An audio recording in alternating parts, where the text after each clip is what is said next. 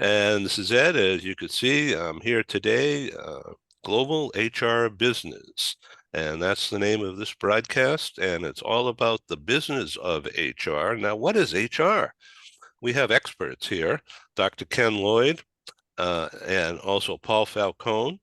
And well, everybody's a people expert here. Paul Falcone, what does HR business, global HR business, mean to you today in your current life? Well, my current life is a different question, Ed. I've been in corporate HR for about 3 decades. And as of about a year and a half ago, I started doing consulting, but I'm spending time with companies now, going through what's going on in their lives. And there are a lot of challenges. We're still in this post-pandemic reintegration phase. So we're still trying to build the plane while we're flying it. And I think that the topic today couldn't be more timely. It's fascinating. There's so much good stuff going on. There's so much momentum, but we have to keep it going. So that's the purpose of today's podcast, and I'm looking forward to participating. Okay, everybody, check out when you can, paulfalconehr.com. Paul is a mentor to me and also an advisor and more. So thank you. We had a great conversation just yesterday We did. about delegating and how it's different today. And it's different because of not old people like me, but because of younger people, and they have a lousy attention span, and they're always doing digital things, right? So Yeah, but when you make it part of their career and professional development, it was what we talked about, Ed, was, people see it in their best interest and they're building muscle in the area. That's fine. And it's a good thing for the manager and the employee to bond over while they're doing this period of implementation and delegation. So there's a lot of positive stuff that comes from it. Dr. Ken Lloyd, in addition to jerks at work, you have expressed an interest to discuss the pay inequity of male and females in the offices today. Why does that happen, and why doesn't it just end by like today, 8 o'clock? It's over. We're always asking ourselves that same question. There's so many factors behind it, ranging from discrimination to hiring practices, company operations. It's very interesting now that employers are under very different guidelines in hiring. It turns out that point was an area where salaries for males versus females were being differentiated. In the past, an employer would say to a prospective candidate, well, tell me about your salary history. How much are you making right now? And the problem with that is that with women being paid 82 cents on the dollar on average, will come in oftentimes at a lower salary. And let's say a position was, well, we'd pay $100,000. And a female applies and she's making 82,000, they may offer 88,000. That's all gone. Companies now are required, certainly in California and many other states, to post the salary range on a particular position to have it intact and in place. And they're not to be making pre-employment inquiries, certainly of the candidates, regarding how much money are you making right now. So that's helping to deal with it, as well as various reporting requirements by the government and company internal analyses and surveys conducted by HR teams to make sure that we are engaging in real pay equity across the board in the company. But it just needs constant vigilance out there, and it still remains an important topic. Thank you, Dr. Ken. We'll get back to you, and I certainly welcome you to jump in anytime. Kim Congdon is a long-time friend, multi-time speaker on our programs. She's in LA, has recently retired. Are you retired now from nutrition? Yeah, I'm retired from nutrition. Yeah. I am doing some consulting here and there, but more on a part-time basis rather than full-time. I wasn't sure, to be honest with you, because it's like, well, we'll see. But it's working out really well to kind of have that flexibility and not spend 60, 70 hours a week working. It's good for me. Yeah, good for you. And so the 3 Ps, tell us about the 3 Ps. Yeah. So the 3 Ps, P3 is my consulting company. And it's really about, if you focus on the people, develop them so that they can optimize their performance, then profit naturally follows. And that's my philosophy and my approach to helping people, helping companies be the best that they can be. Because when people forget and take their eye off the people and they focus on the profit first, it never works out in the long run, right? Short term, great, but long run, not. So with that, what I focus on is, around aligning the mission and the culture with the brand and the goals of the organization, and really creating a greater connection between that mission and employees. Like, what does that mean to me as an employee? So that's a bit about P3. Thank you. We're going to go full circle around the screen here today. And Annalisa, how is your business going these days? Okay, so yes, I'm about to launch actually locally. I'm about to get out and go out and launch 15 Minutes of Mojo, pop-up pep talks for companies, just to just instill a little bit of mojo, motivation, and joy and high morale into businesses. Just for nothing, just for the heck of it, just because I love to do what I do. So that's what I've got planned for Make Your Mark. People Make Your ask me, Mark. That's the name of your business. Make Your Mark. MARQUE. it is, Ed, and people do ask me, why do I spell it that way? Because some people confuse it with marquee, which has got two E's on the end. But I have had it pronounced marquee. I have actually been approached and asked if I could quote for wedding marquees. But I do explain, obviously, I don't supply those. Make Your Mark.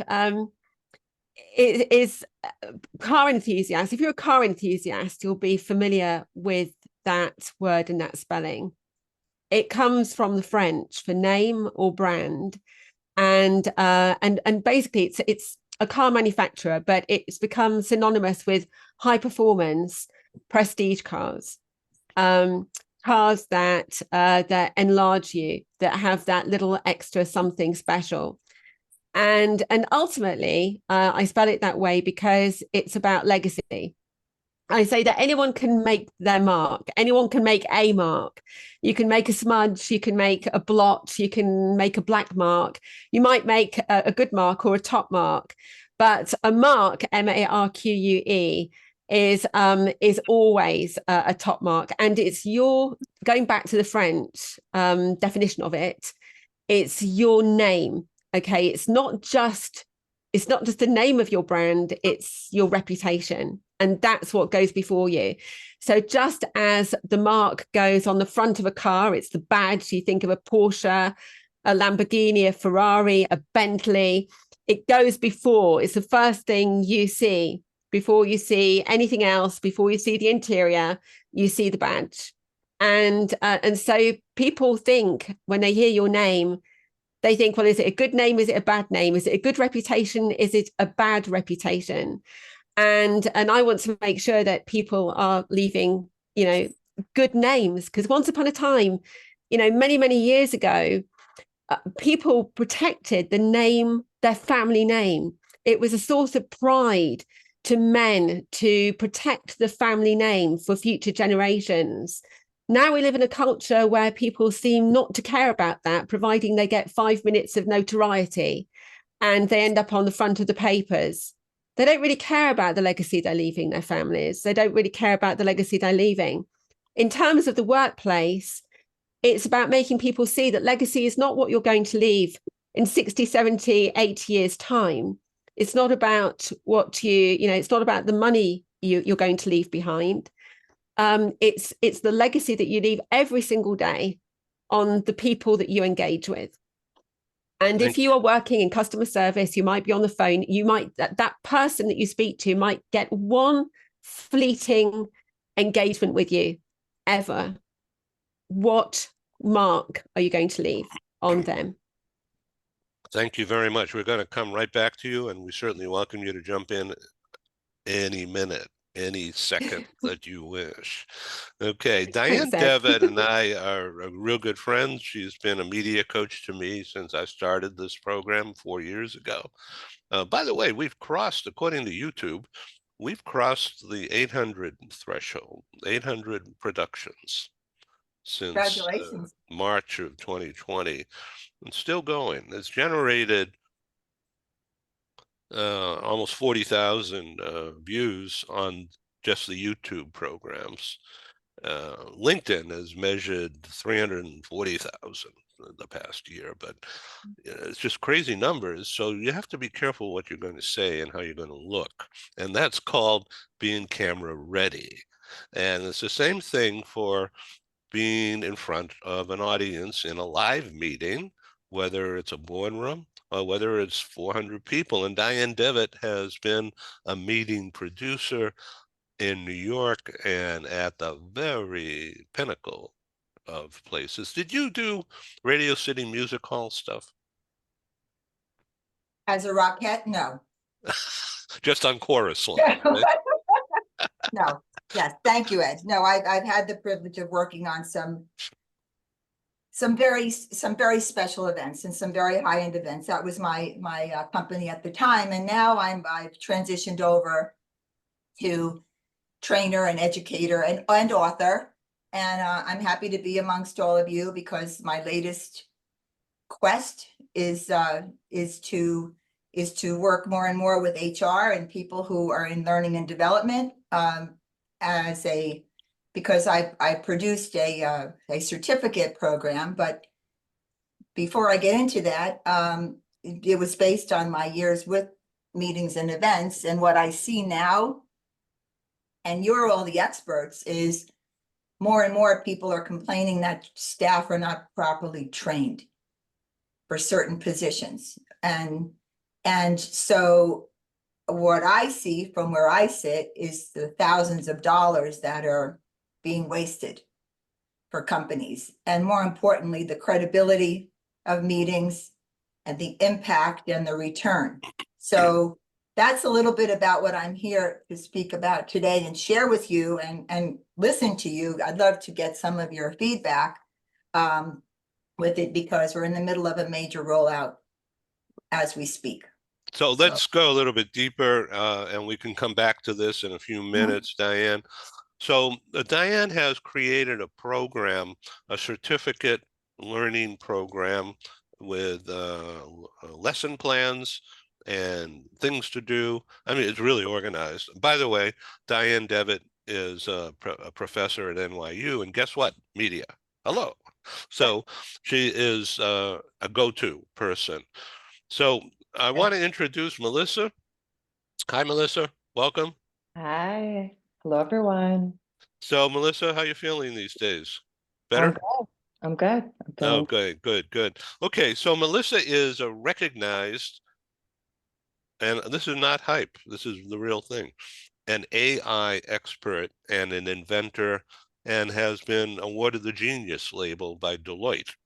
So I don't want to stand you up for all this, so but why don't you tell us in some language about what you do when you're ready to deal with that?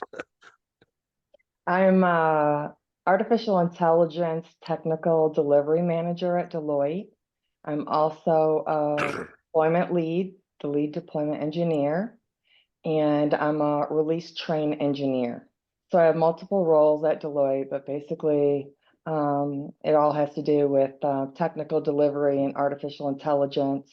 I'm currently the artificial intelligence advisor for our own internal Deloitte technology software teams. So I work with, you were just talking about HR. I had been recently working with HR on how to figure out how to use AI to get sexism, racism, ageism, ableism, all of that out of the HR processes through artificial intelligence, machine learning, and automation. So maybe we won't have to wait 300 years for that United Nations gap if we can use technology to solve some of those equality issues that we're having right now. Deloitte has over 400,000 employees all over the world. So I feel like even just that one thing could make a really big difference. So that's one of the things that I've been working on lately. I also advise the Global Risk and Independence Group. So we work with Security Exchange Commission and all kinds of really cool automation and artificial intelligence. But basically, I'm the one that figures out how to use AI in our normal everyday processes. And then I advise the business teams, customers, and then also our technical teams. And I'm in charge, it's a matrix, but I'm in charge of over 100 engineers. And depending on some of the release train engineer projects, it could be hundreds of other engineers that I'm in charge of. So I'm very honored that I have this position at Deloitte. I've been working there for 7 years now and have risen up through the ranks.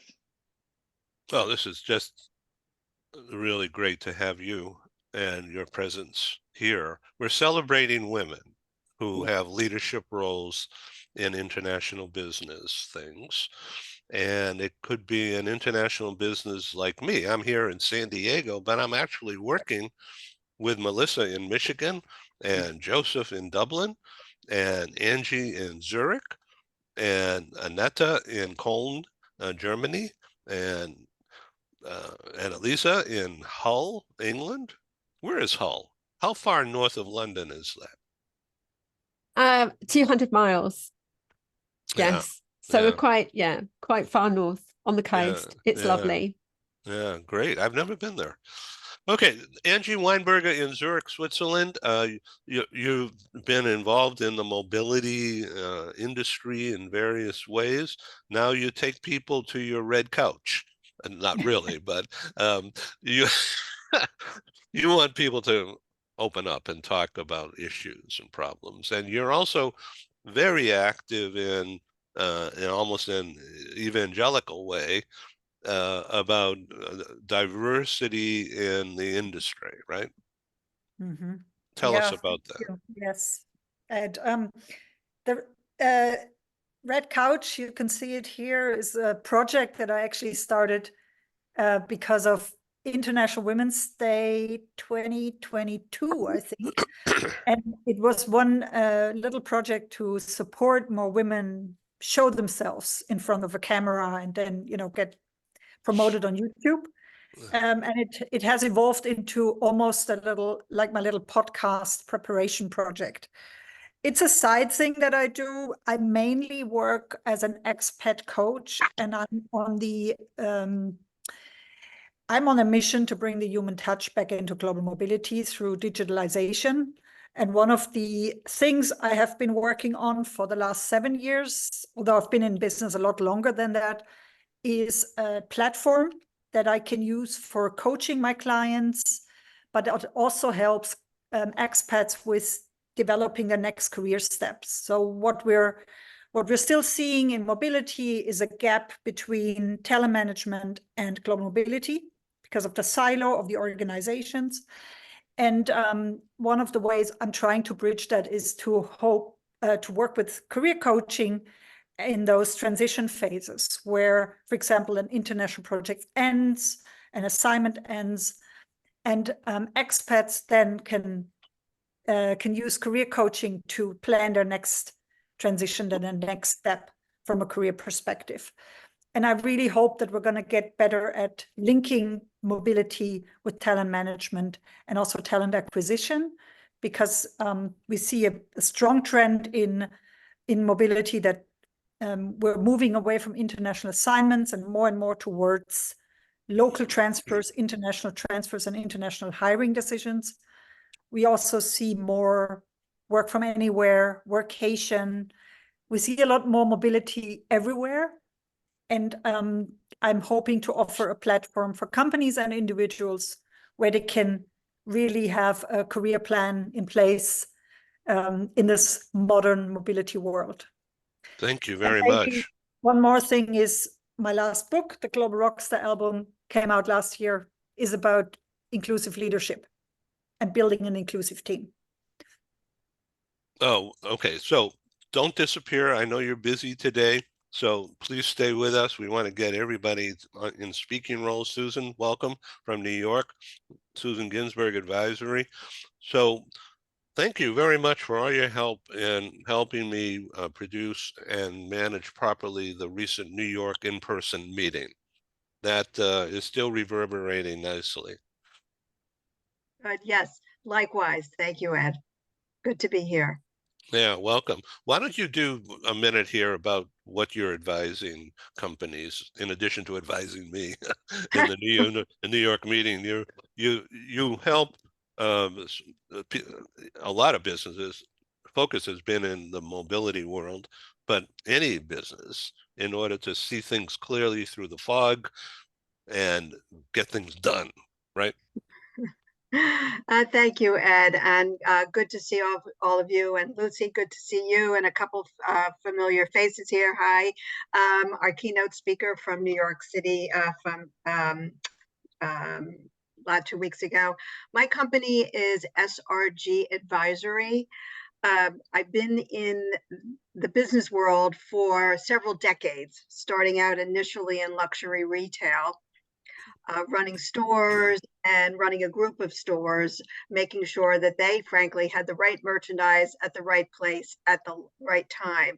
And then transitioned, really for family reasons, transitioned into the global mobility space, where I worked for a spousal career assistance firm and then a global school placement firm. About 5 years ago, I launched my own consultancy, SRG Advisory, and where in short order, I help companies around the world grow their business and enhance the brand.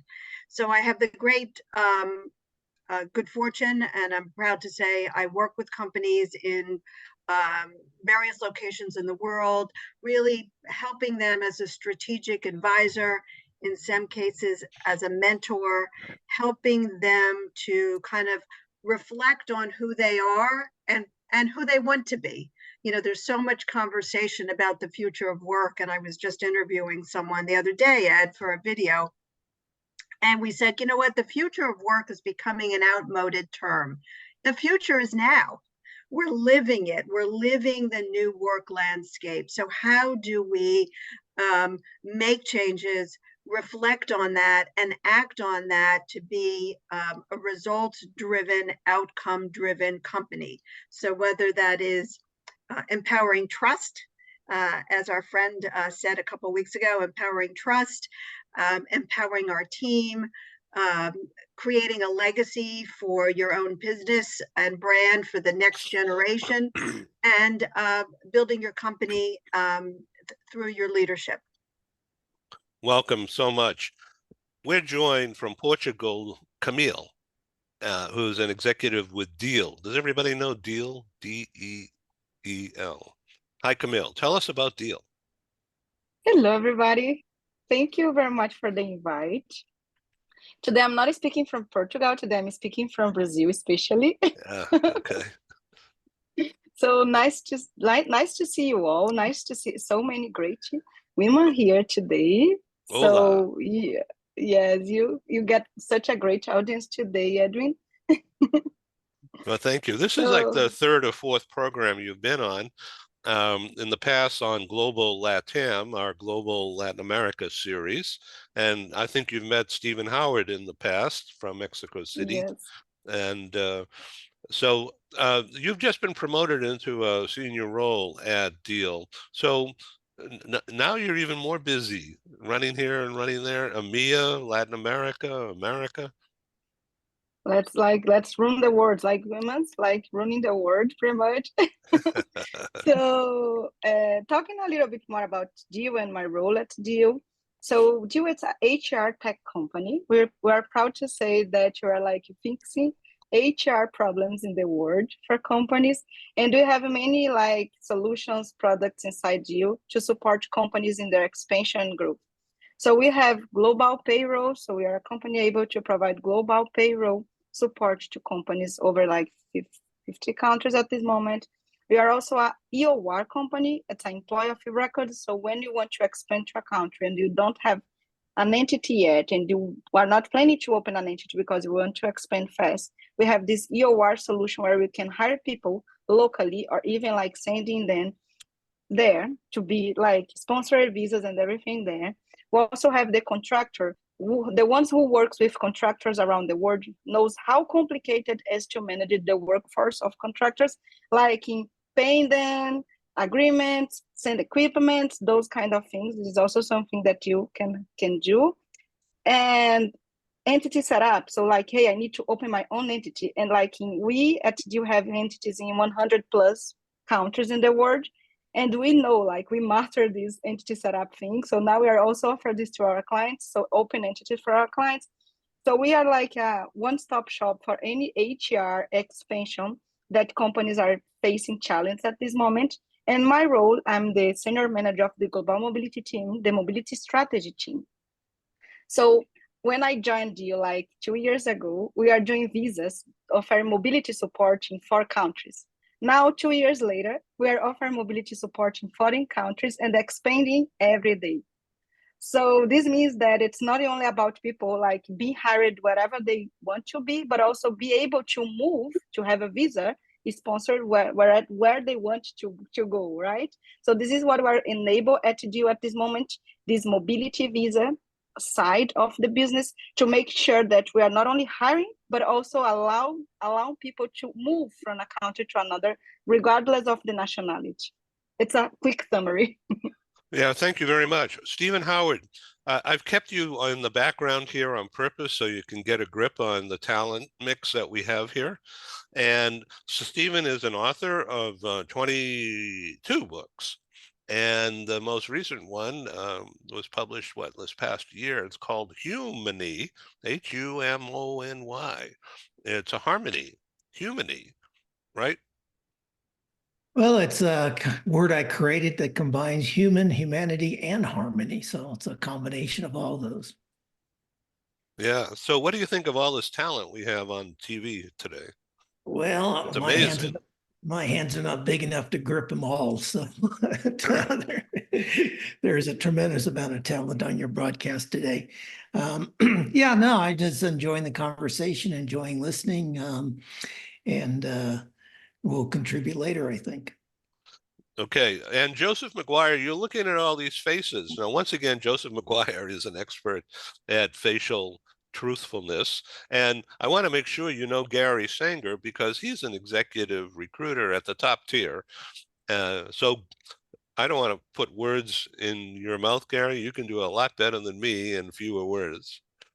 Gary. You're just seeing if I'm still awake. You know, it's a pleasure to be here. I'm a retained headhunter for companies, and I'm reminded of a story, and I hope we've come a long way since then, but in some ways I wonder. I had the, in my past, I served 3-4 years with Citibank.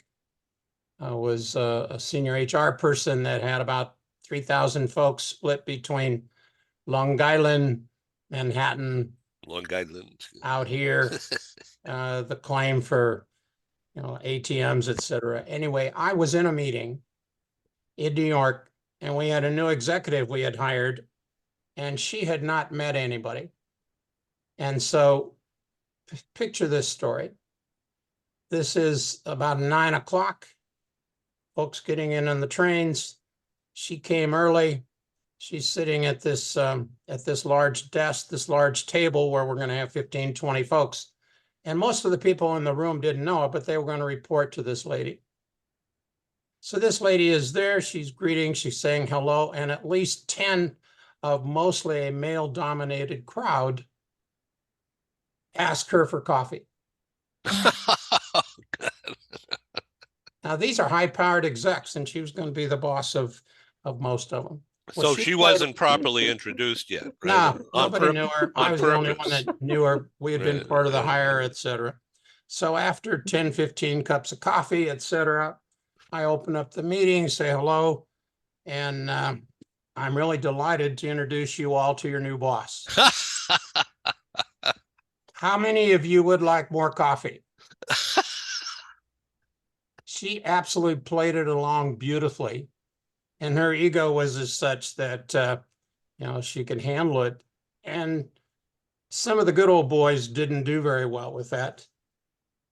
I'm just thinking out loud with us here 30 years later, how many company settings have the same situation? And as we think about women in key positions, running companies, et cetera, I think as many of you have talked about brands, you've talked about purpose. Pam, you mentioned 3 Ps. I missed one of them, I'm sure. People, profit, and Performance. Performance is in the middle. performance. See, Yep. I was paying attention. I just think we have a huge opportunity out there when you go and look at a boardroom that's all white, that's all male, that's all old, that's all young, that's all whatever.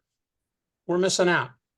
And Well, if I wanted to you- find people of color, but here we have Annetta wearing this beautiful red, and Melissa's wearing red, and Annalisa's wearing red. So that's the color that we have. And Angie's on a red couch, and I'm wearing lavender.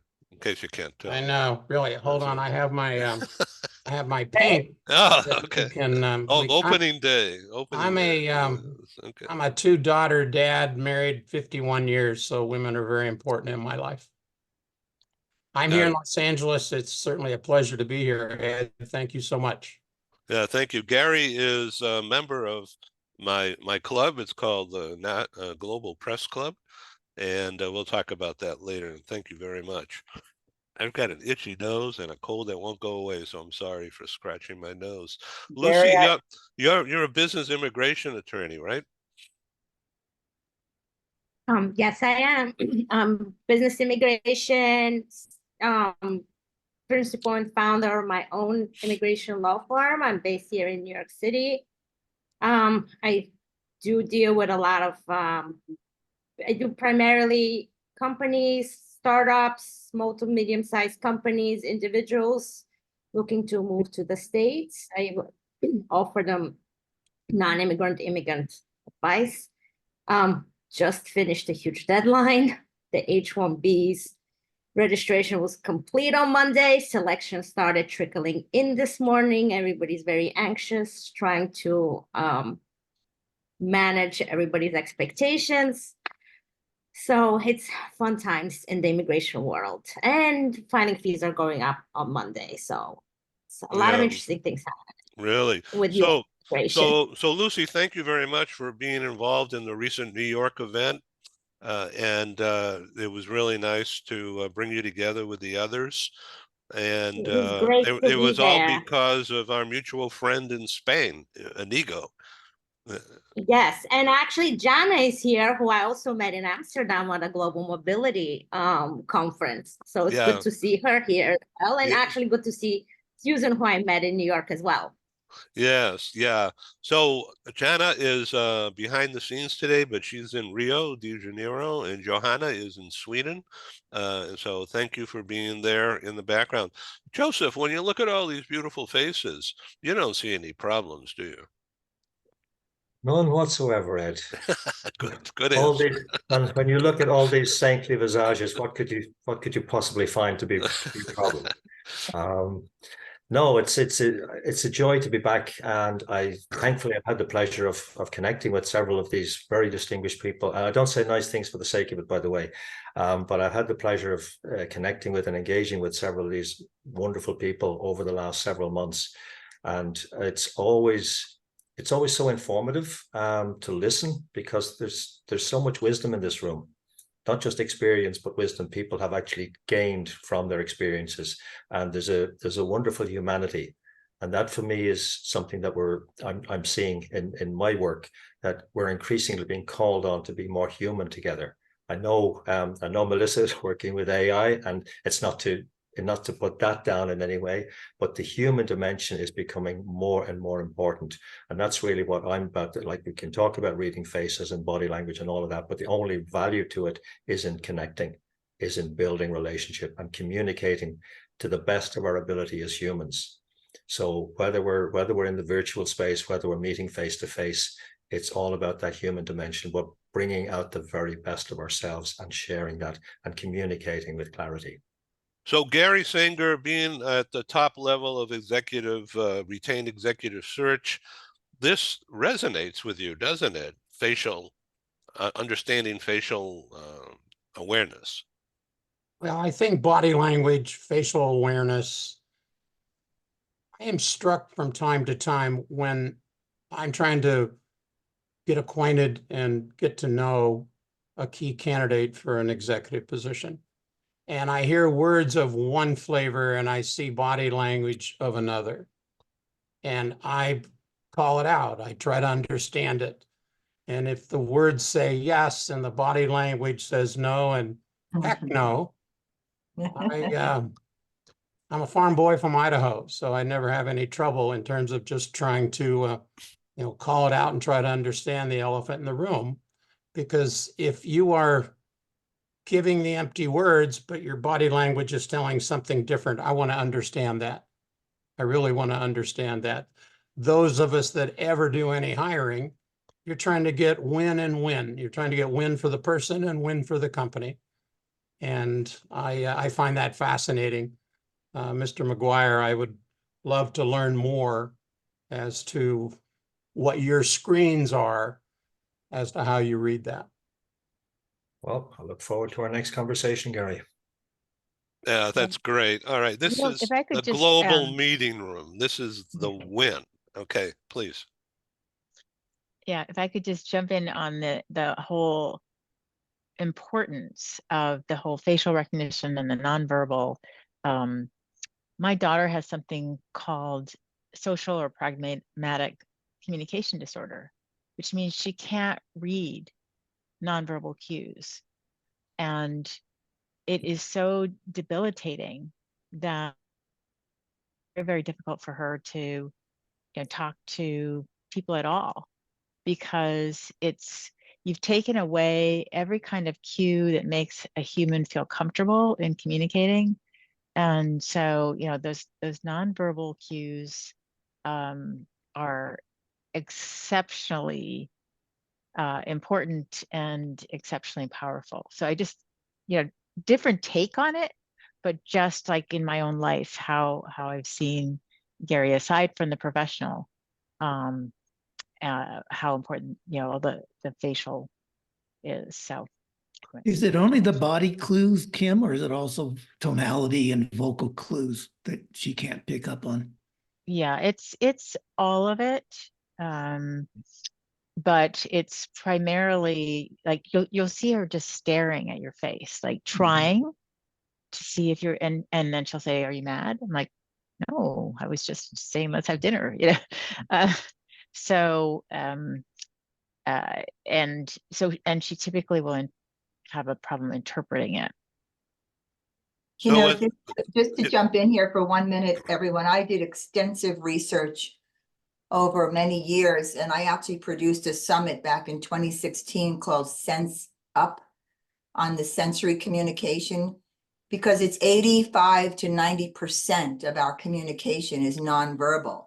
It's not just, and I'm fascinated with facial. Joseph, I've been following it for years, Asian culture, this and that, but there's so much more. If you realize that just that tap I just did is 11 million neurons being processed. So when we stand in front of another person, we don't have to say anything. We will feel it, we will smell it, we will taste it, what their sincerity and their authenticity is. And Gary, do not forget where you came from. Might be Idaho, but you worked in New York, didn't you? I have a bad vision on that particular part of it. It's not coming through very clearly on my screen. There you go. Anyway, so Kim, I'm happy to connect with you afterwards and share whatever I can. Oh, that would be wonderful. And honestly, that stat, I jotted that stat down because it certainly doesn't surprise me. And one thing that even, really puts a bow on it is that my mother-in-law doesn't speak English. And of all the people, like that's who she feels most comfortable with, because they're just working hard to communicate in a non-traditional way. But yeah, that'd be great. I'd love to connect with you. Kim, can I jump in here and ask Mhm. about what kind of lessons your daughter is taking to work around that incapacity? Yeah, so she does work with a speech therapist, and it's really interesting because I'm like a speech therapist. It's not really, her language skills are actually excellent. Her verbal command of language is excellent. But it's role playing with, oh, okay, what do you think this expression means? What do you think this movement means? What kind of tone, to Stephen's question, like what is this tone conveying? So those are the kinds of things that she's spending time on with a speech pathologist, basically. Kim, So, can I ask a question if it's not too personal? Hey, I threw it out Oftentimes- there, so yeah, absolutely. Oftentimes when people have what you're talking about in terms of your daughter, they'll have simultaneously some very deep gifts in other areas. Is she particularly gifted in whether it's art or music or recall? I'm sure there are some very special qualities on the other side that she must possess. I'm just curious what those might be. Yeah, you're absolutely right. She is, first of all, she's very, very empathic with animals, and she's a whisperer of all animals, not just dogs or cats, whatever, of all animals. And also, yeah, absolutely, from an artistic standpoint, she creates just beautiful things, whether it can be from drawing to painting to collages to, I don't even know what some of the arts she would call, but amazing. And also, like I said, her verbal capabilities, which might seem, like an oxymoron, are in the 99th percentile. It's just how to use it is a little challenging. Thank you for asking. I also have I guess the opposite of that. I am overly good at reading cues, and it came in handy one time.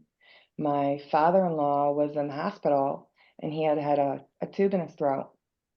And for months, he had been trying to express something to his family and nobody could understand him. I went to visit him and all I did was read his lips and told everybody what he had been saying. He was amazed that I could read his lips, but no one else in his own family could do that. So people have a hard time reading facial cues, even if they don't have syndromes like that. And some people like me are oddly good at it. But I also have a daughter, she has severe dyslexia. And it was sort of what you were talking about, the specialties. When she was younger, she couldn't even read the word the until she was in 5th grade. Now she's almost finished with a master's degree and she's soon to be a doctor. But she is a genius at 10 other things. And you would never know that she had dyslexia. So I find that very curious that your daughter sounds like an amazing artist, and has other things. So that's great to hear. You know, So- this isn't, sorry, Ed, just one more thing No, if you it's don't okay. mind. It's an interesting conversation because from where I sit and I look at so many of you who are in HR and dealing with so many things, but we all deal with people. I had an accident last October 19th. I passed out at the airport in Las Vegas. I blacked out and I was in the trauma for 4 days. And then I was in the hospital in acute rehab for 2.5 weeks. And I taught the nurses some things. And I share this with this group because thankfully for 2 things. One, the sensory research I did, but Melissa too, what you're bringing up is there are ways that we can train our intuition and being so aware of our sensory self that we trust that gut voice. But what helped bring me back to life when I say out of it, is that I always travel with my essential oils and I don't mean to go off in this direction, but scent is a language that our body speaks. And this is, Kim, to your daughter's intuitiveness with animals, is think about how heightened the sensory, whatever you call it in animals is. I mean, that they can hear, they can see, but beyond human capability. So I started to smell peppermint. It brought me back to life. I started to ask for crayons and a coloring book so that I could see color. And I speak to you firsthand as someone, I couldn't speak. I didn't eat for 4.5 days. And my fiance said to me that the nurses were checking on me every 5 minutes. And those nonverbal ways of communicating with me and listening to, and again, this is my training in yoga, listening to sound therapy, by the way, which you can Google, sound therapy for brain damage. And I plug that in, and those are the things that, you know, so when you speak about developing people and performances and things, there's that very woohoo side of things that is real. So, and it helps with a lot of problems that people have. So I just wanted to throw that out there. Yeah, thank you. Diane and I did a TV talk show on travel safe, and we zeroed in on this traumatic experience that she had, and she wanted to use my microphone to record that for the business traveler. So that's available, and I'll make sure everybody gets that. So Melissa, can AI be helpful to some of these situations that we've just heard from? So, you know, I love to invent things. You have me going crazy with this again. So I recently worked with a doctor. His name is Dr. Harvey Castro, and he reached out to me. He was reading a book. He wrote a book on healthcare and AR. And everybody knows the Apple Vision Pro glasses that just came out. And he wrote this book to figure out what we can use for this. So I added an invention to his book. And it was about using the Apple Vision Pro glasses to check your ocular movements, which are your eye movements. And by doing that, we could possibly predict anxiety, depression, PTSD, other issues. So her daughter may be able to use something like that with AI to read other people's cues that she wouldn't normally be able to read. She could use technology to help her read cues. One of the applications of it that I had been thinking about was, you know, I was a military spouse for 21 years. And I was thinking about the veterans that are out in war and their helmets, and how we could use ocular movements through the same type of technology to predict when they could be getting PTSD, or predict when their level of anxiety, terror is too much. Then we could pull them out of the field, get them some, you know, psychology help.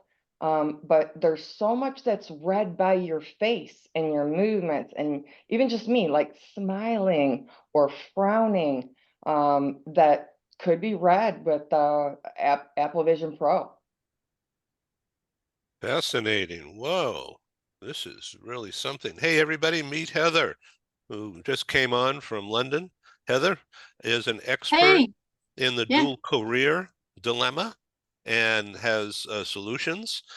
Recently did a research report. Well, you do. So why don't you do about a minute about that research report and about yourself, and then participate in the dialogue here. Yes, something clashed with something else. Diane, I just came in at the end. I'd love to hear more about the story. So sorry. So many faces I've met once already previously, and Ed, of course, and Susan Ginsberg, my long lost mentor who I've known for a decade and a half. So lovely to see you all. I'm so happy to be here today. So I took a year out to do a research project for REA, and it spans 4 continents. We've got 34 participants, and it's multi-generational. And it was very insightful because I combined big data. We all talk about big data and metrics, and wow, let's measure it, let's measure it. But what are we measuring? And are we really measuring people's emotional experiences? Metrics are fantastic. I love you all, but let's amplify those metrics and make them real, make them count. So what we did was we designed an add-on part to the big data, and we went out and we talked to our families, and we gathered the most amazing, rich, context-rich data. And that data showed us that what people really want is human connection. They want human connection in the context of a very, very emotional roller coaster experience of moving. And then what we found was that policy, so let's look at what's missing, right, in the talent mobility space, what's missing in policy. And what we found was, using the process of thematic analysis that was very rigorous, what we found was that the psychological contract with the deep expectations of what is expected from policy, there was a mismatch. Okay, so what do we do about it? Coaching. We've got some brilliant coaches on here today and advisors. You guys all know this, but coaching actually mitigated the potential breach of a psychological contract that was missing from HR policy. So in a nutshell, I've done my best to keep it very short. So in a nutshell, that's what the study showed. And it's just amazing. I'm so excited about it. And I'm at the moment it's already won 1 award, and we're on track for a few more awards perhaps this year. So fingers crossed.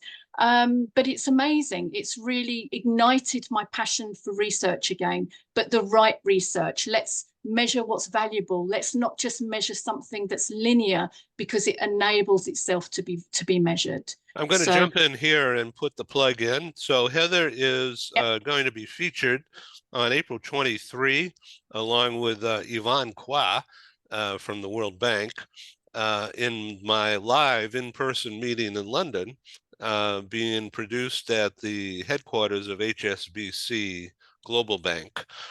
And that is going to be an all-star event. We're rapidly selling tickets. It's going to be a sellout. And it will not be broadcast, so you have to buy a ticket and get on a plane and come to London. But anyway, that is going to be a terrific experience. Your partner in the Dual Career Dilemma and Solutions session on April 23 will be Yvonne Kwa, who's from Washington, D.C., and well, originally from Singapore, but in Washington, and she's the advisor and trainer for the World Bank's Family Network, which has to do with these high-powered couples that work for the World Bank around the world. And the dual career issue is explosive and full of risk and problems. So, Susan, do you and Heather want to chat about this for a moment with Angie Weinberger also? Well, first I have to say congratulations to Heather, and always wonderful seeing you on the great research that you did with REA, and winning this very well-deserved award.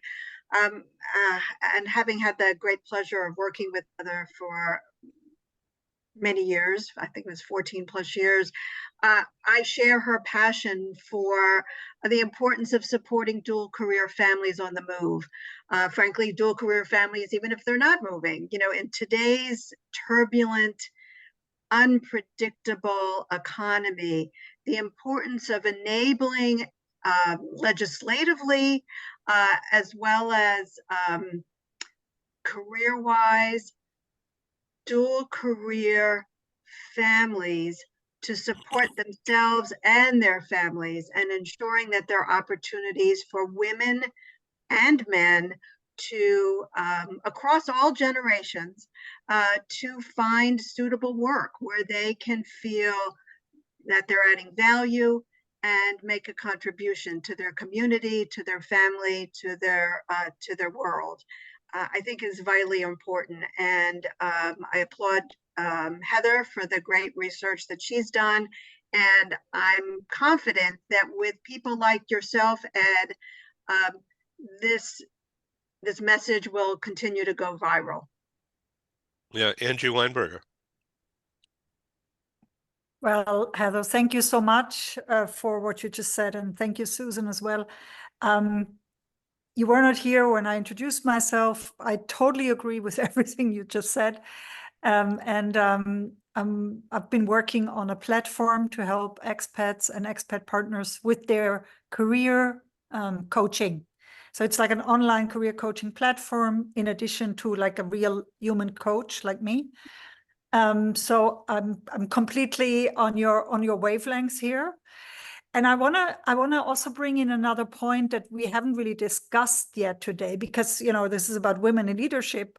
One of the things in global mobility we need to really get better at is quotas in terms of bringing more women and also rainbow talent and marginalized talents of all kind of diverse groups on assignment and into international projects.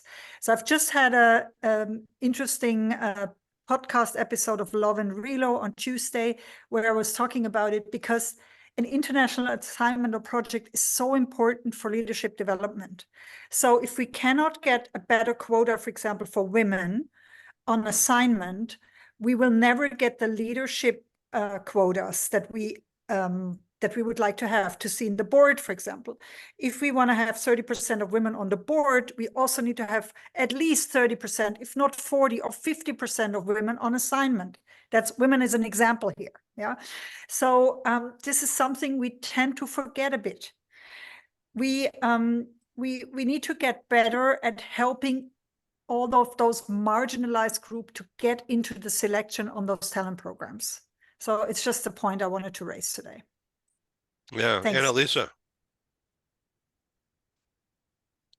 Yeah, it's a really good point that Andy just made, and yeah, I do agree, and I think as well, this is where here in the UK, I was reading that the Erasmus project, which gave young people here in the UK the opportunity to travel, learn abroad, and also to give them access to research as well in Europe, is actually closing because they can't get the funding, and I think it's a real tragedy for young people here. And again, they're really suffering because of us leaving the European Union. So that opportunity to travel to work on things abroad, to broaden their mind, to broaden their experience, and just to learn from other cultures is so important to all round, the all round development of the self, of the human being. And unfortunately, it seems to be being denied young people and young women, as Angie said, in the workforce as well. And we somehow need to address this and give them the opportunities to do that. So I want to ask Ken Lloyd and Paul Falcone and Stephen Howard and Gary Sanger and Joseph to think of, as guys and allies of ladies, us guys, how do we reach out to Jeff Bezos' ex-wife, who's given away all this money to all these different things, and get her to recognize what Annalise is talking about? How do we do that, guys? Gary? I had the pleasure through a very close friend of both my daughters, who happens to be Black, happens to be a great athlete, and happens to be very connected with a marketing client. And his name is Marcellus Wiley. Now, any of you that follow a little bit in terms of the NFL, he's this kid from Compton that happen to be fast, happen to be nice, and happen to be smart. He goes to Columbia, gets a degree, and then has a 10-year career in the NFL. Now, you're probably wondering, what the hell are you talking about here? He's established project transitions, and he's trying to deal with disadvantaged kids in some of the neighborhoods that don't get a lot of opportunity and give them opportunities to excel, give them opportunities to get an education, give them opportunities to move forward. So I've had the pleasure of getting to know Marcellus a bit, asked to be an advisor on his foundation, and I think he's going to go out and make a difference with many thousands of kids. And so as you find the right mindset for the right purposes, screen out the bad guys and go out there. I mean, I'm a farm kid with a chip on his shoulder. I didn't go to a big school. I haven't written 17 books, Paul. I haven't written 22 books, Joseph. I grew up in the, in the survival side in the street. But when we think about whether we think of ourselves as a guy or a gal, I don't know that that's any relevancy here. Where can you go make a difference? Where can you go make a difference and do something rather than just talk about it? I'm really energized by this project transition. And if you get a chance, Marcellus Wiley and what he's doing there, I'm just very turned on to that opportunity. Thank you. Paul, in your, and Kim, in your backgrounds connected with the entertainment industry, can we think of any charities we could approach? I know there's several, but I don't know anybody involved at this. Kim, can you think of anything specific to entertainment offhand? Not specific to entertainment.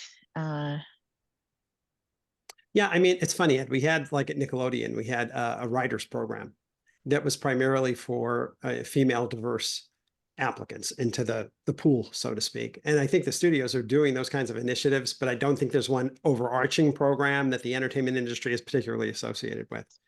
Yeah, So, sounds like yeah, I something mean, that one thing that they, that I put in place at the academy that was for the entire industry was a diversity internship, but not something beyond, once people are already out there and working, and how do you help them traverse and navigate their career? Yeah. So Annette, in Germany, is there an organization that helps young people, young women in particular? There are several organizations that support people who want to go abroad. But I do not know if there's any organization who does it on a charity level. So normally you have to pay for this kind of service. And yeah, in general, we are doing a lot here in Germany because in comparison to the United States, Germany is a very small country. And we have countries all around us who speak other languages, who have other nationalities. And so maybe for us in Europe, it is more common to work together with other nationalities. And I really love to do so, and to coach international project teams and to work with them in different languages. And I was just thinking of the time that I was working as a lecturer at a private university. And we had something, it was called cross-cultural communication. And we prepared students before they went to another country. So it was part of the curriculum of this private university that those students spent one semester abroad. And it could be really worldwide, and they really went to places all over the world. And yeah, it was good to have some preparation and not to dive into another culture, maybe a very different one. I'm just taking the Chinese one, to not get a cultural shock, but to be prepared. And yeah, my children as well, they have spent time abroad in different countries. And I as well have spent time in different countries, and it is so worthy. And I realize it with all the teams, if they really combine all their skills from different cultures, really something very new can can grow from this cooperation and from this collaboration. So for me, this is one of the key points, to really connect with people who have another mindset. And when I say another mindset, it's not only cultural, it can also be other religion, or what you said about your daughters. It can be people who have another perception. The most important thing is, and that's what I mean with love and peace in companies, is that I appreciate and value every person as he or she is. And Kim, when you were talking about your daughter, how she is talking to animals, that is such a unique skill. And if we really concentrate on these unique skills that every team member has, we can create something very big. And this is, in my opinion, also something that unites us as humans in comparison also to AI. AI can do several things. What AI can't do is really this, what I call heart-to-heart communication. And if we concentrate more on this, listening and speaking with our hearts, our world can be a very different one, and it can be a more peaceful one. And that's really what I want to bring into this world, more peace. And I know that it's possible, and it's not difficult to do so. The easy thing is really to love each other as he or she is. Thank you very much. Annalisa, back to you. So in the shows that you and I have done together over the past couple of years, one of the most poignant experiences was when you were on virtual on TV inside our previous London meeting this past December at HSBC, where you responded to a question that I asked you off the cuff with no rehearsal whatsoever about people who are uncomfortable in front of the camera. Now, all of us on the screen right now in this global meeting room are not in that category of being shy at all. But a lot of people are afraid of this little camera and have a big problem getting comfortable. And you took us through an experience. Now, I'm not asking you to do all that again now, of relaxing your facial muscles through dealing with your tongue or dealing with your nose.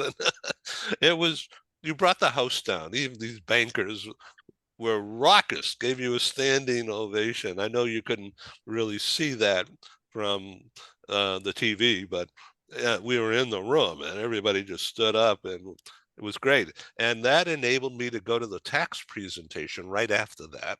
And that was great. I remember that. Yeah. Yeah. Poor tax guy. How do I follow that? Okay, so let's talk about relaxing in front of the camera. And I see Kim laughing.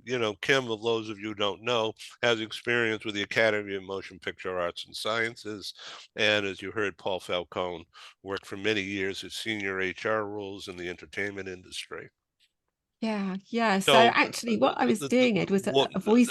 Yeah. Yes, A voice go warm ahead. up. Do you remember? It was actually a vocal warm up that I was doing with everybody, but just to basically relax the facial muscles and just make sure that there was no tension in the jaw and no tension in the tongue, and just to be able to free the voice and speak with your natural voice instead of holding it back with tension and being afraid to let your natural voice be heard, because we we can put masks on over ourselves, as Joseph will know, but we can also mask our real voices as well. And it's very easy when we feel self-conscious to pick up other people's, emulate voices of other people around us, and we don't even know that we're doing it.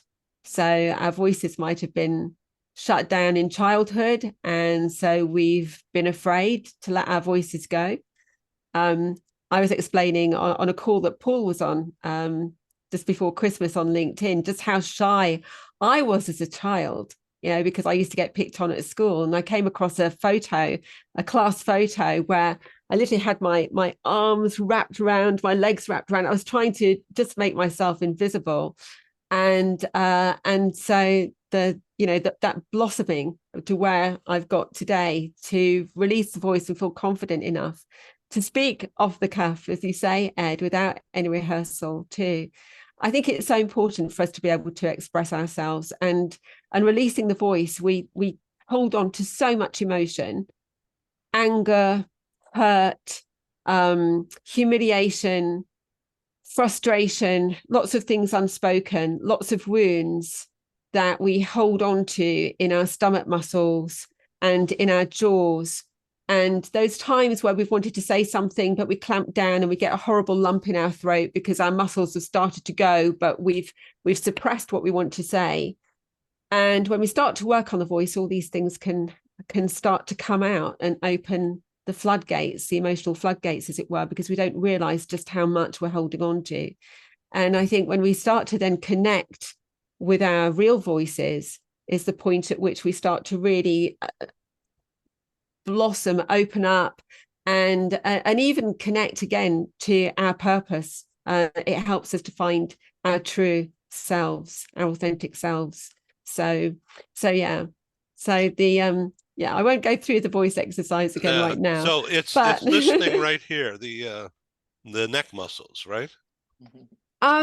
We can get tension. I mean, the breath starts, it starts here in our abdomen, in our diaphragm. The voice, it starts here. It doesn't start in the throat. It doesn't start in the shoulders. And a lot of people, when they start to work with voice, and I say, put your hand on your chest or, on your stomach and just feel where the voice is starting, or feel where you're breathing into. We find that they're kind of breathing very shallowly into the chest. And so all the force is being put onto the voice here in the larynx.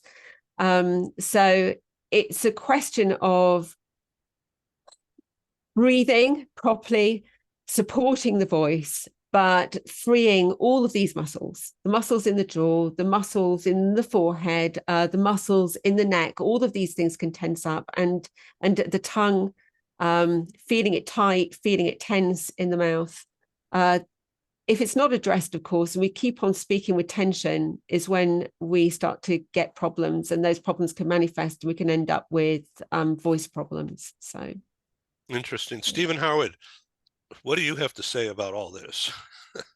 Well, I just put in the chat box that as she was talking, and I often say this in my coaching sessions, that parents spend the first 3 to 4 years of their children's lives trying to teach them to talk, and then they tell them to be quiet and that children should be seen, not heard. And then we go through life, we become adults, we're not sure whether we should speak up or not. And this is part of my philosophy of the human leadership is the inclusion. Inclusion to me is not just racial or gender, but inclusion is also including the introverts, making sure the extroverts are properly participating in discussions, but getting introverts to speak up, creating a psychologically safe team environment where people will speak up. I mean, I've seen so often, particularly in the oil industry, where somebody speaks up in a meeting and somebody else will say, yeah, you think that because you went to XYZ college, and they're putting them down because I went to this school, which is better than the school you went to, and all this stuff that happens in the workplace. People stop talking. And one of the things I often say, and I think I said it in the book, is leaders who don't listen and leaders who don't engage their staff to participate will soon be surrounded by people who do not talk and do not engage or participate. So I totally agree. Yeah. Dr. Ken Lloyd? It's so interesting.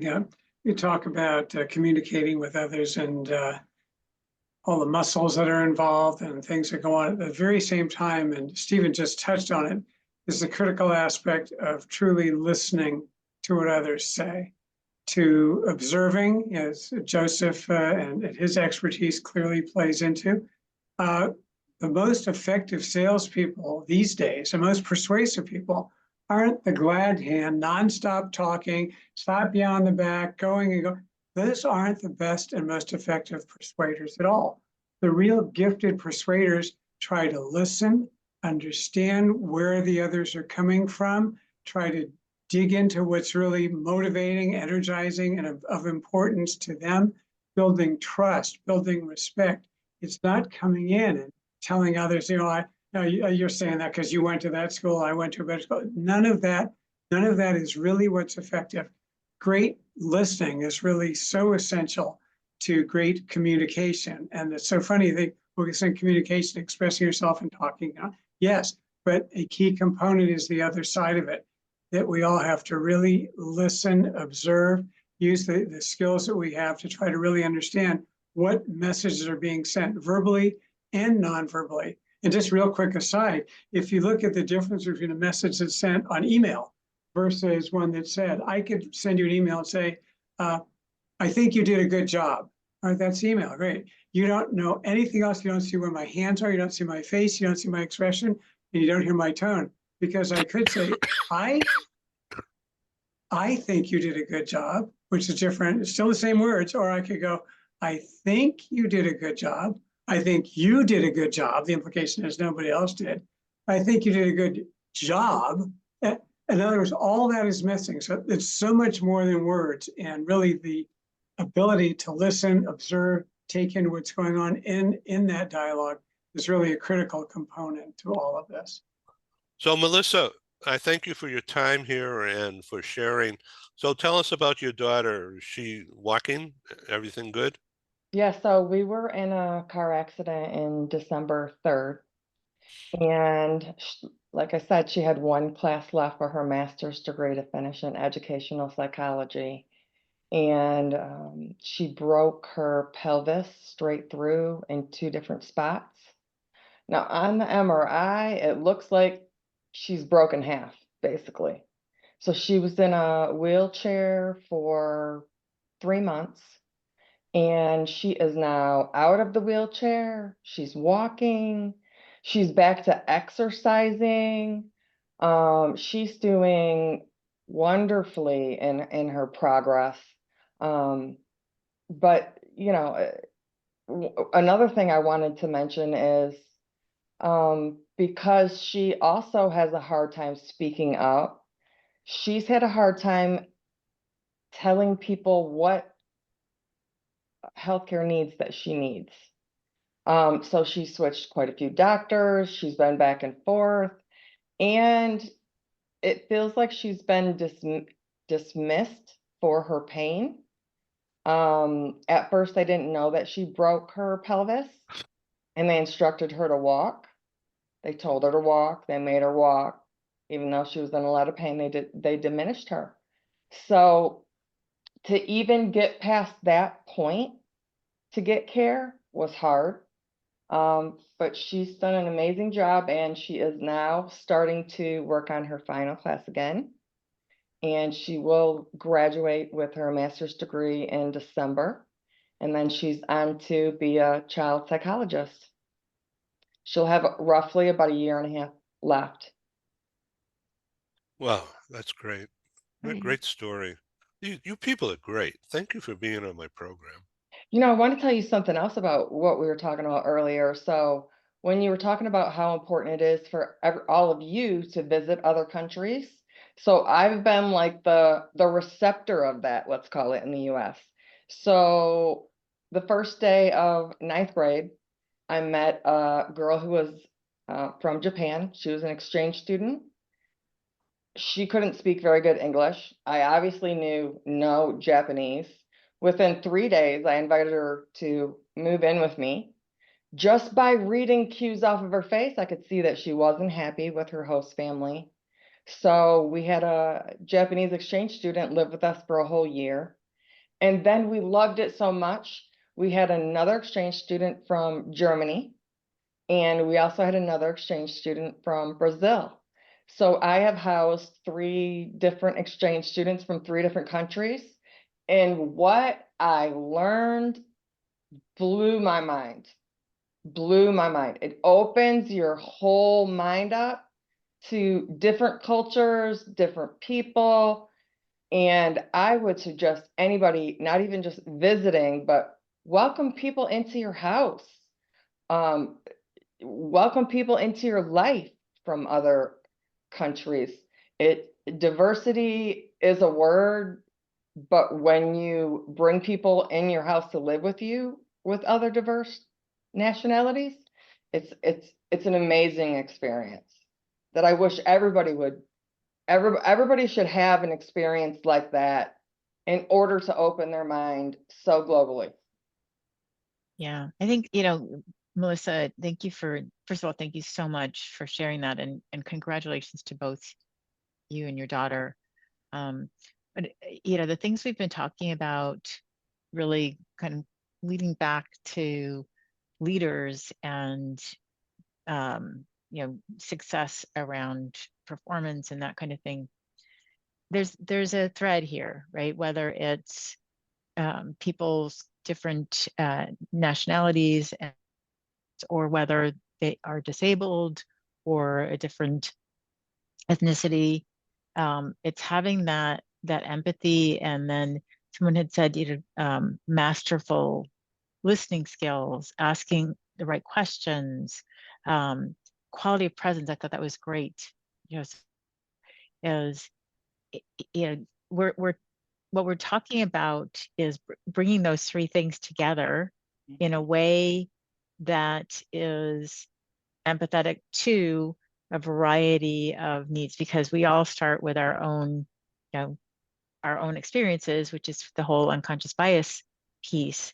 And the more we open ourselves to the experiences like you were speaking about, and Elise was speaking about earlier, and a number of people were, the more likely we are to be successful at, whether we're coaching leaders, whether we're developing leaders, whether we're evaluating organizations, whatever that is.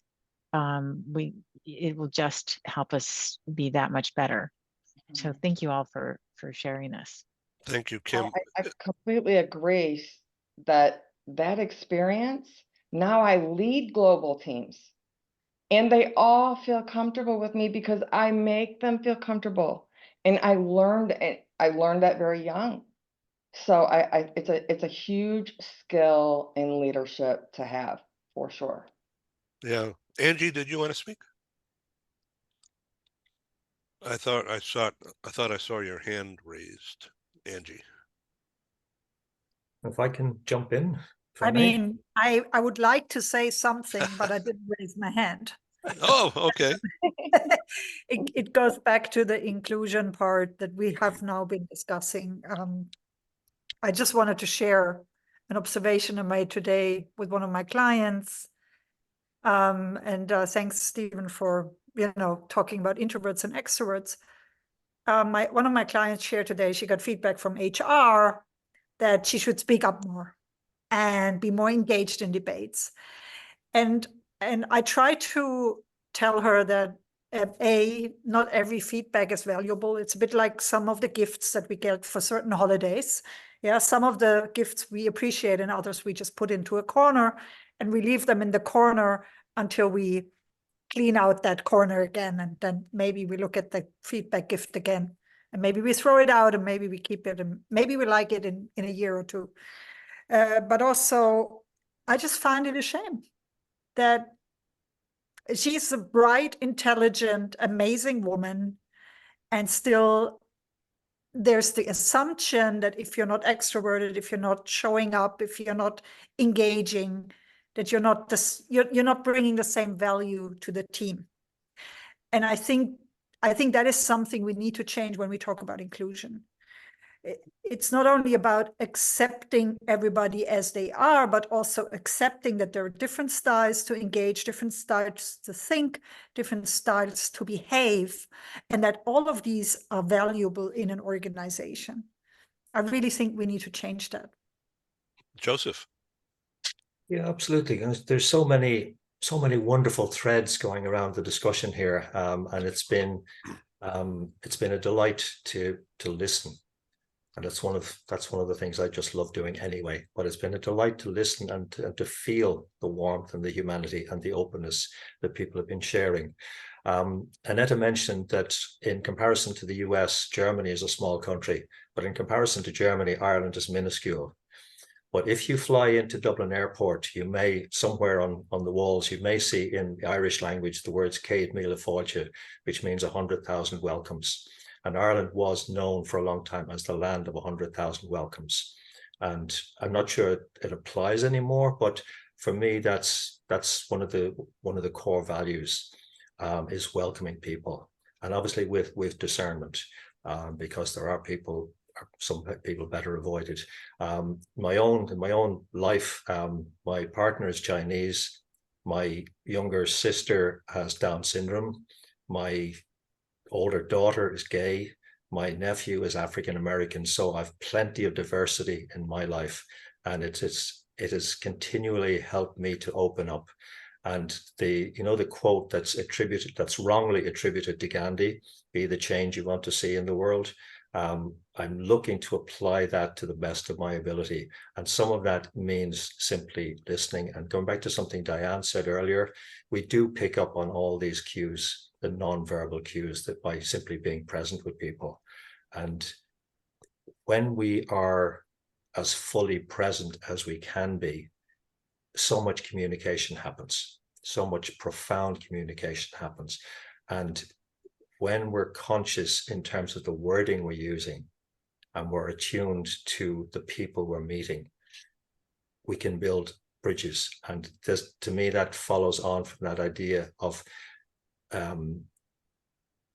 it sounds patronizing, but supporting, encouraging women to take their place in the world. I don't mean it patronizing, but certainly for men to be really present and to strengthen our communication and our support and bring our strengths to the table with other men who are maybe not as present as they might be, then that's part of how we can serve.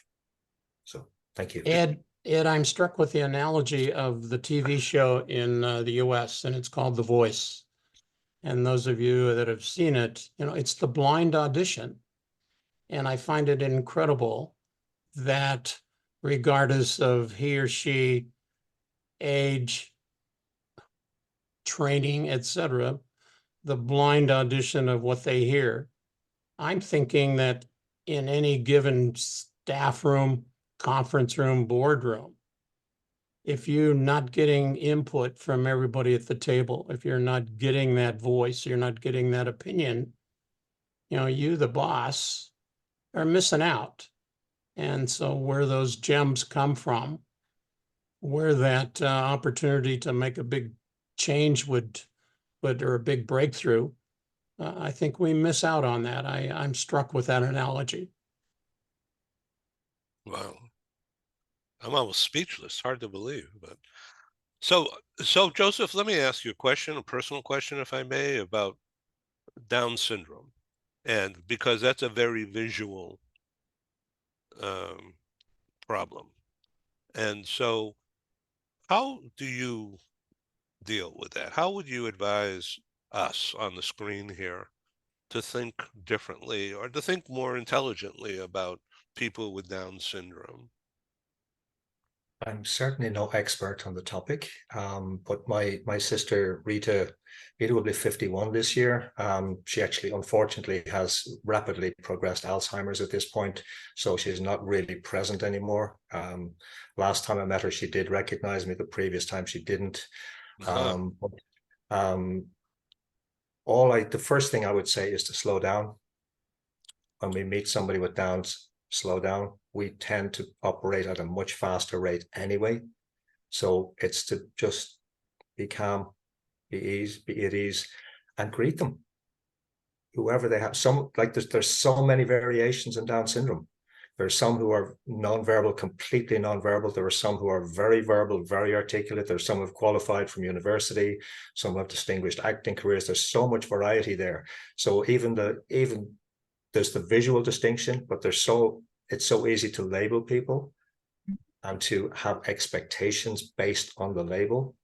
And when when we step beyond the label and meet them as people, meet them as individuals, then it's the potential for relationship, the potential for heart-to-heart connection is so profound, so powerful. But it's even not to have expectation. It's to simply be present, meet them, and meet them with a smile, because that's part of what they will pick up on, and make sure that our posture is open. And again, slow it down. So this is really an interesting thing. Thank you for sharing. So it brings to mind, because people with a Down syndrome they look different. And so somebody, for instance, Kim's daughter, would have that experience. I mean, that is a we're talking about communications, right? Just understanding and then conversing back. And that is a huge problem out there in the world. I know it would be for me. And any guidance at all, if not at this moment, then another time, would be so helpful to many, many people out there from a health and wellness point of view. I don't know what I'm talking about anymore. So. No, I think you're right. And I think you should just meet everyone like that. Anybody you meet, no matter how they look, no matter what color they are, no matter how rich they are, no matter how poor they are, no matter if they have a disability or not, they all just want you to smile at them and meet them and listen to them, because they're amazing. Everybody's amazing in their own way, even if they do have a visible, a disability. And just appreciation of being human and supporting other people with love and kindness, no matter who they are, because maybe the last 100 people didn't treat them right. But if you treat them right, then maybe that's the next memory they have. Maybe they're not going to think about the 100 people who treated them wrong. Maybe they're going to think, wow, that lady was so nice to me and she doesn't even know me. This is really a fresh air thing for me. So, Melissa, I know you're such a brainiac here with AI and all this stuff, yet you talk so human. It's wonderful. Well, I love AI, but I am the human that creates AI, right? So I think that even brings into diversity. We need diversity in the people who create AI to make it's software. It's not human. But you can have conversational AI where it feels very much like you're talking to someone and having conversations with someone. So another interesting thing about AI is people who are lonely, people who are bedridden, people who are disabled to a point where, they don't have any other communication. AI could help that too. It opens up a whole different world of technology uses and different ways for people to communicate with each other. But I think no matter how much I love AI, I love humans more. And I want to take AI to figure out how to help humanity. Well, that's a good way to end the show, I think. So we have in the background Joanna, who's from Scandinavia, and I welcome you if you want to come visible.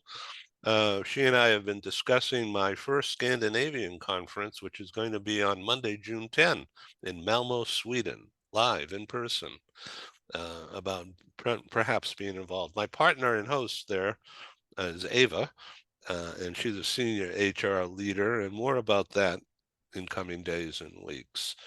Interesting times coming for me. Thank you all for being on the program. I've learned a lot. Annette, would you like to sum up and tell us about your business drive? I know you've been focusing the past month or two on building your business from all you've experienced during the pandemic and now going forward.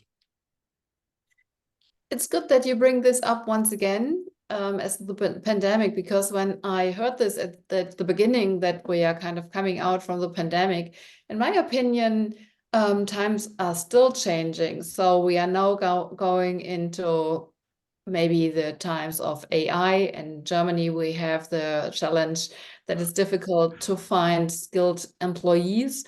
So for me, the thing which is really important is to find ways how to kind of what we can do in order to solve things, how we can solve problems and challenges. And in my opinion, we are in this really all together, because we are all sitting in the same boat, we are all at the same planet. And that's why I love to be on your program here and to exchange ideas with others, because for me it's so important to connect to other like-minded people and to share ideas around the world. For me, it really feels like a net from country to country, from continent to continent. And for me, that's what is important. And what so many of you said, that this is really what matters, that we connect to each other and that we exchange our ideas and that we together work on the subject to make this world a more peaceful and more appreciative place. So I'm really very, very happy to be here and to have heard so many great ideas and different opinions. Yes, and at the core, everything relates to each other. So thank you very, very much to all of you. Yeah, thank you. Thank you all for being on the program. Hello, Joanna. Hi, Ed, and I'm sorry I was playing around here. I couldn't get the camera to work, but I've been listening. It has been amazing stories. Thank you so much to everyone, and especially to you, Ed, because I sort of connected myself here to your show. Yeah, thank you very much. Reached out to you, yes. And I mean, my mobility journey started back in the 1980s when I was an exchange student in Seattle. I'm originally from Sweden. Right now, I'm here live from Spain, where I've been working this week, taking Easter days off. And it was really nice to hear Melissa talk about her experience having 3 exchange students living with her. And I mean, that's really what started my mobility career back when I was a teenager, before internet and emails and everything. And yeah, it's just amazing to listen in how wonderful people can be and are. So That's thank really you for nice having of me. you. Very nice of you to do this, and thank you very much. Everybody, I thank you. Let's end this and save some energy for the rest of our day or night. And I thank you all for being my guests on Global HR Business, Global TV Talk Show. It's an honor for me, and I've learned from each one of you. Thank you, Ed, for having us. Thank you. Thank you, Ed. Thanks, Thank everyone. Thank you, Thanks, Ed. It's been everyone. So absolutely great to fab to be see you. here again. Yeah. Bye-bye. Okay, I'll keep you in Bye. touch. I'll send you this program, hopefully later in my day today. Take Thank you. care. Thanks. So Thank long. you. Bye-bye. Bye. Thank you. Bye. Have a great time. See you. Thank you. Thank you.